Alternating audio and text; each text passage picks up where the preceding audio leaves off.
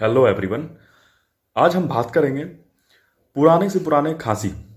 ऐसे व्यक्ति जिन्हें अक्सर खांसी हो जाया करती है, चाहे वो व्यक्ति बूढ़ा हो, जवान हो या कहे बच्चा हो, जिन्हें थोड़ी सी सर्द हवा लगते ही खांसी हो जाती है, खांसी की समस्या हो जाती है। खांसते खांसते छाती में दर्द होने लगती है, इतनी ज़्यादा खांसी होती है। खांसते खांसते सलिस्मा निकलना, बहुत अधिक मात्रा में सलिस्मा निकलना, और खांसी की समस्या की वजह से सांस फूलना, जिसे हांफना कहते हैं, हांफने लगना। तो इस तरह की अगर बीमारी है तो उसके लिए जो अच्छी मेडिसिन है वो है एलियम सटाइवा। एलियम सटाइवा की कुछ खुराक दिन में 3 बार कुछ दिनों तक लेने से रोग में आराम मिल जाती है।